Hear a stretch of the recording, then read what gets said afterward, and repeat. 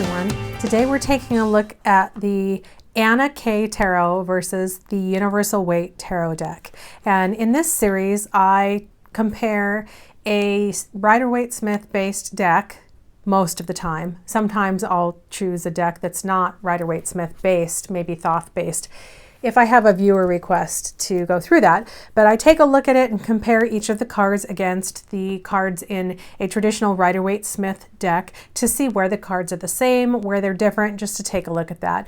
This is something that I typically do. It's one of the first things I do if I get a Rider-Waite-Smith based deck myself and I get a new deck. I sit down and I'll compare it card by card and just look through it and see what's new. What's different? What are their different interpretations of it? What's the same?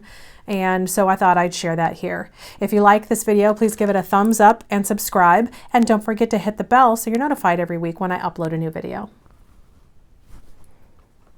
So the case that the Anna K Tarot comes in, I actually don't like very much.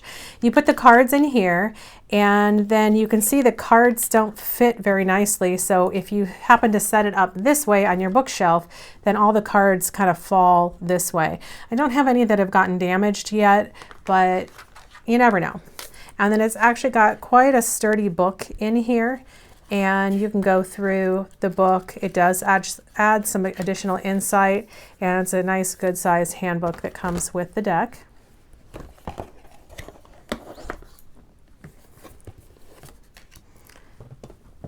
And the Universal Weight deck just has your standard tuck box. And this one just has a little tiny little white book that comes with it, the normal kind you would get if you buy just a deck in a tuck box.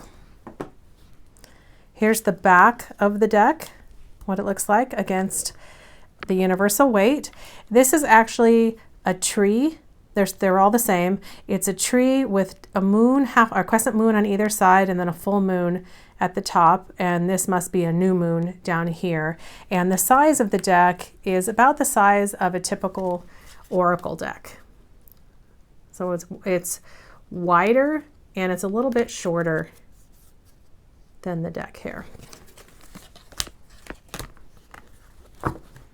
So the artwork in the Anna K is a little bit of an acquired taste, but one of the things that this deck is really known for that I really appreciate is the amount of feeling in the expressions on the faces of the people in the cards. You can really see what they're feeling.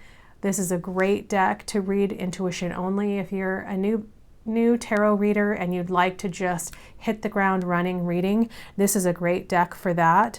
The cardstock, I guess I should mention, is thinner, feels thinner than the Universal Weight. Although they sit about the same height off the table, it feels thinner and it's not quite as sturdy, but it's great for riffle shuffling if you're a riffle shuffler.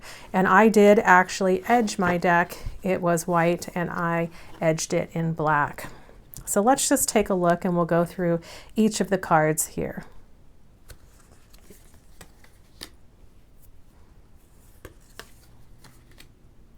This is one of my favorite High Priestess cards.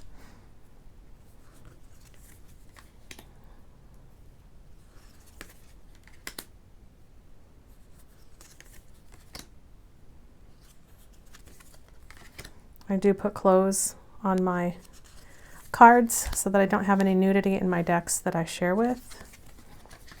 I just mention that because you may see clothes on the people in here.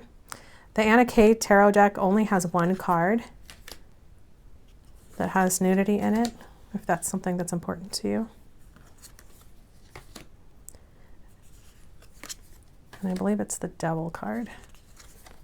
Yeah, it's this one here. And I put a little bathing suit top on top of her right here. But as we go through these cards, you can see if you're familiar with the traditional Rider-Waite-Smith images, you'll have no problem reading this deck. But you can also see from these cards here, there's a lot to be gained to read intuitively from this deck, and this is the card that looks very similar to the back of this here. And this deck, so it is reversible if you're looking at the images on the back of the cards.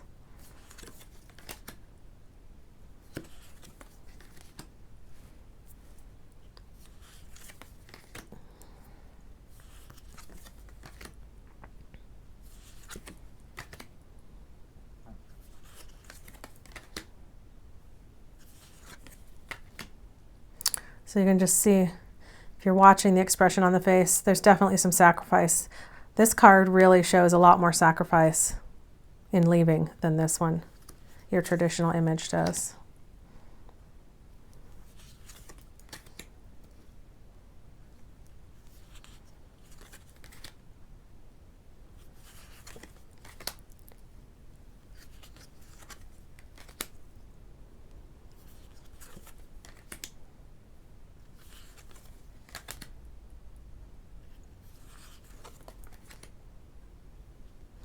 You can also probably see what I mean in that the artwork is an acquired taste.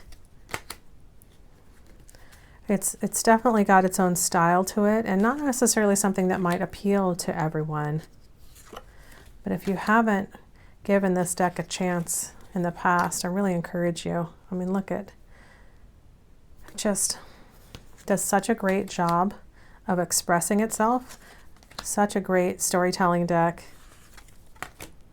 And that really, when you have a deck that does that, it makes your readings much easier. And you don't have to quite read, you don't have to quite work as hard as you do in a deck that doesn't necessarily read as easily. So you notice the wands are rods, but that's similar enough to not mess up your brain too much if you're used to the traditional suits.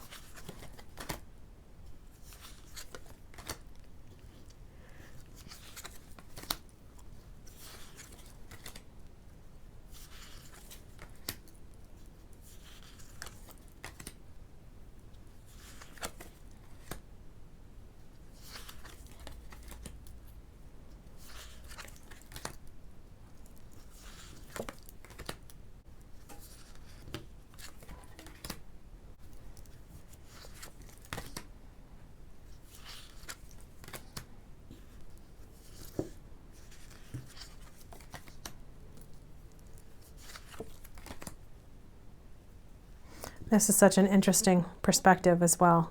How she's standing whole here, but how she sees herself is different. And that can probably be said for most of us, that what we see of ourselves is very different from what we present to the world.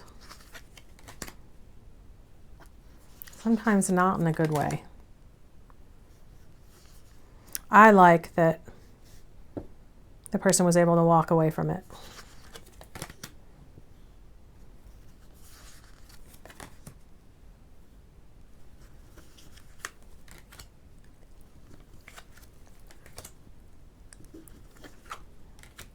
There you go. Thanks for stopping by, and I'll see you on the next time around.